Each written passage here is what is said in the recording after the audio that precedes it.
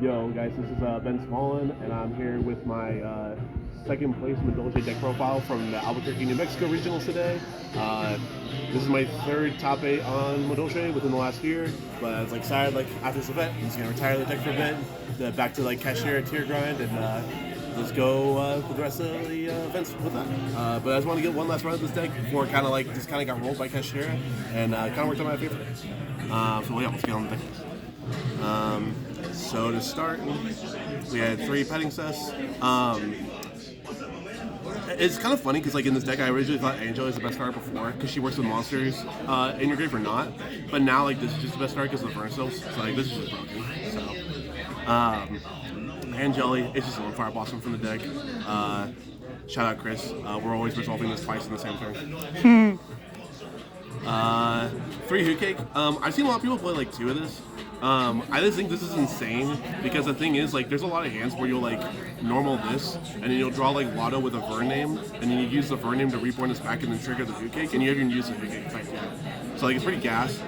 It is a little like suspect when they have like Ishizu cards engraved, but like you can play it properly to try to like trade your Ishizu cards with their Ishizu cards engraved and try to bait them, or try to bait them with Visuals on your own turn or their turn. So like you should be smart with like trying to get their Ishizu cards out of grave before you resolve this effect. But like I don't know, there are a few hands where like you draw this going first with no monster grave and it's kind of crappy, but like we play so many Vernusylph names, like it's almost always live. So, and then I also don't play Madolche. I just think Madolche's bad. It's like the only one you discard for Vern and bring it back and it doesn't do anything. I get like the card advantage game is really nice that card, but like it's just I don't know. It's kind of suspect. 2 Lotto and Pudding. The reason I'm putting these together is because I know like a lot less like Herman Hansons and stuff. They just play like one of this and they cut both of these and you do like the ticket package. But like so many times where like you get interrupted, you always fall back to like petting and summon this, and then you just gas your opponent and go like +5 to kill them, which is insane. So like I feel like you should always want this in your back pocket.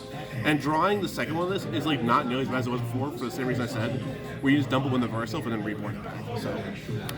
And then like level 4 bodies are just never bad to draw because you can always go in like Dweller or like Baguska for their respective like good matchups obviously. 3 Ducks, bro. This card's like insane. Once there's like actually good deck that can play this card that's not Madolche, like it's just over. Like searches any Ishizu card, searches like any of your Madolche starters, and then like reborns one from grave. Like it's crazy. Use this card with any monster, it doesn't matter, and reborn like a Fender from grave, and then grab Angela, which is like full combo. Like that's just broken. And then 3 Flourishing Hills, because it grabs the duck, but then also grabs all your other Vernusylph names. And it's also a level 4 body, which allows us to go into Dweller for the tier matchup, or Baguska for the flu matchup. 2 Bear. I think 2 is like a really good number. I played it 1 and didn't see enough. And then like 3 is cool, but like it just gets cloggy and it's also not level 4, so it does like do a lot. This one just says you discard another monster, you draw one and then reborn Earth. So it just keeps you gassed to just keep playing through the board, which like, this card was actually just low-key insane. I played 2 Sprite decks today, lost die roll both times, and 2 of both of them, and like literally this card just drew me into more extenders to keep playing through all their interruptions, and you just bait out all their interruptions, and then like normal an Angel, your special petting, and then you just kill them. So that card puts in a lot of work. And then 1 Awakening Forest, because it's like the only one that doesn't generate you card advantage, but I would like, hot take, I would say this is probably the best one, because like there's so many hands you'll have where like, let's say you draw like, I don't know, we'll just draw like Hoot for example, and you like discard both of these, send them both, and then you send our Ishizu cards. So I would do 2 and 2. So you like send one of these, and then reborn the Hoot Cake, and then like now, when you use your Hoot Cake effect to combo, you have these live in your grave to counter half this, which is just like super broken. The reason we did 2 and 2 in these, there was a world where I actually did like 3 of these and like 1 of these. It's like kind of similar to Ryan News list. Only problem being is like you want a little bit of variance when you mill. 3 and 3 is cool, but like sometimes they just break in hand, and like this having like no, like we're not playing Gravekeeper's Trap or anything, so this is like negging you a lot of times. It's not worth. So like yeah, this is a good balance. You just want variance when they're milling 5 off you a lot of the time. And then 3 Fenrir. This is literally the best card in my deck the whole entire day. This card is just so stupid. Like literally, it's just like special, you already applied a ton of pressure. Oh, you have a way to pop her out it? Okay, cool. I'll just reborn it within my Vernusylph because it's an Earth effect. Or it's an Earth monster. So, like, that card just goes crazy. And then the other thing, too, that comes up a lot when, like, you use this to, like, or use the effects to banish it, whatever, you can just, like, link it off for any link, too, to, like, keep burning, like, their plays, like an Ossa or something, and, like, reborn the one you linked off. So, just gas. For hand traps, we played one orange light. This card was like okay today. Honestly, I sided on like a lot of my matches. Like a lot of times going second, you just don't want to lose like a ton of card advantage, and like it's only kind of gas when you discard with like a shuffler. But like we're not like tier where like you can discard with like a mill 5 and just pop the 5 off. Like this card is just like I might really consider kind of getting feature. I'm not gonna lie. It's just not as insane when you're not consistently drawing it like 3 copies. And then for the Bestial package, we played 3 Magna, 2 Jerusalem. This is like the perfect number. I like wouldn't change it at all. I was doing like 1 Magna, 1 Jerusalem, and 1 Sarnir, but I just like found like the odds of you like drawing both of these is like pretty low, and even if you do, you're probably gonna resolve both of them in the tier matchup anyways. So this is fine because you just use this to grab the other one you have left in there. So the ratios work out really well. And then we played 3 Valor and 3 Imperm. Flu is like one of our worst matchups, so we want a lot of cover for that deck. And then also like the biggest thing is like these also hit the Sprite in tier matchups fairly well. Like they're getting a Kid Kalos, they're getting like Sprint, Gigantic, Elf, any of those cards is like pretty gas. So, and I almost like was not playing Imperm in this list, but like this just not letting triple tactics resolve is like just way too broken. Dude, you always disappear. And then for the last 2 cards in the main is 1 Chateau, 1 Promenade. Yeah, I just think this is correct. I don't think the deck needs Smallen unless you're playing 2 of this. And Tickets is kind of a break, but I do side Ticket, so we'll get to that. We'll go extra deck next. It's pretty straightforward. 1 Start, 1 Ossa. This didn't come out today, but like baiting their shufflers is kind of gas. 1 Donner.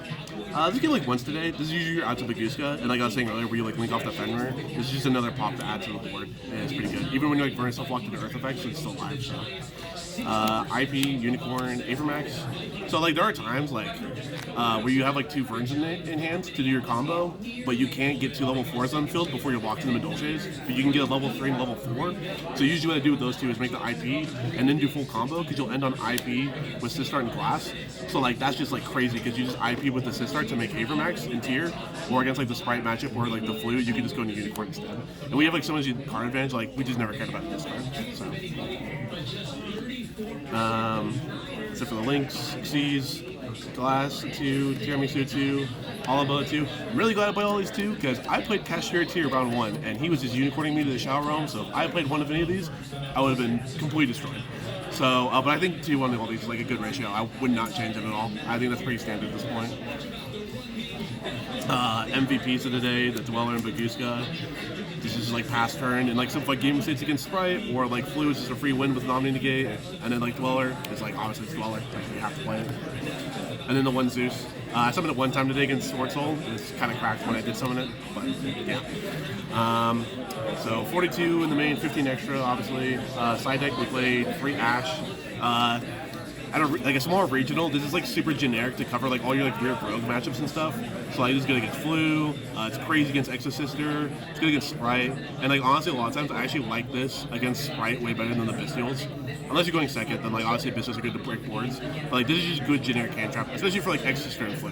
That's like really scary in those matchups, especially at a regional level where like we don't have a deck that just like is just crazy at playing through like Exo and Flu boards like Tier does. So like we need like some inherent way inside deck to play through those. 3 Nib. I played 2 Sprite players today, and 2 of both of them, and this was the reason why. This card was just stupid. They just go Sprint effect summon 2 Beavers, and you just slap this on board, and they're like, pass turn with like a token. It's like, bro, like, you have to play around Nib. What are you doing? They're just throwing. Even against Tier, this isn't bad going first. Because you set up a pretty, like, especially if Dweller with this on board, it's like crazy. There's like no way they're playing. And also you can set up shufflers a lot of time in Grave too, so like drawing this with shufflers just makes it like really hard for them to play through. You just have to like know how to use it. And I would say if you're like more experienced player, I would not recommend doing that, but it is a decent play. 1 Pankratops. This is just like broken like against like every rogue deck, and every time I sided and saw it, it was just bonkers. And like crazy enough, you actually can side this thing going first against like rogue decks and like Sprite, because you can always just reborn this with a Vernusylph. So it's just like an extra interruption to your board, and like, yeah, Pankratops just like applies like Like, it's not as good as Fenrir, obviously, but like the fact that it's like a quick effect to just instant react to something is like really nice. So this is another card to break like spike boards. And then the Rail Spice. So 1 Butler, 1 Zombie, 1 Necro Valley, and then 1 Ticket. So we play this package because if you do your full Madolche combo by not normal something, it's pretty easy because you play a ton of Vernusylphs, right? So you do your whole combo without normaling, you trigger this as your last thing, and then you search for Butler, and then Butler normal, and then effect can grab you any field spell in the game if you normal summon what you control on Madolche. So we just grab this for the tier matchup, and we grab this for Flu. And then since you're typically ending on the Omni Negate too, you have the Omni Negate to stop their Zeus, because you usually can't get the 4 material Zeus in tier limit. So that's like their only way to really consistently play through it, unless they're on some like Tornado Drag or something. So you usually get the Zeus when they have the outs of this, when they try to out this, and then they just lose. So it's pretty fun. Necro Valley won me like 3 matches today, no cap. Call by, this was just like, it was just solid. Just solid all day today. I liked it. It was, did the work. And then 2 Lightnings and 1 Feather Duster. I literally sided this in against Flu and Sword Soul. This was kind of good against Sword Soul. Like, it actually cracked his board a little bit, but I think my hand was enough gas, it wouldn't have mattered. But this is more like just like a small regional. If you play against something like Labyrinth or like some idiot that decides to play Eldritch even though Bissos are in the format, like I'm just not trying to lose like Floodgates. So, as far as shoutouts go, shout out my brother for getting his first regional top. He got top 8. Shout out to like Jin, Roy, Duke, Conrad, the boys all traveled here with us. Insane. Shout out to like Team Level 7, my sponsor. They're insane. Like go check them out. Like really up and coming shop in Denver. And bro, just shout out to like all the people that like support me playing this deck. I know like a lot of people just like to shit on me for playing this deck, but like I play meta decks too. And like obviously I'm topping on decks, like something's going right? But yeah, thanks you guys, and thanks Chris for putting me on your channel, and we'll see you guys next time.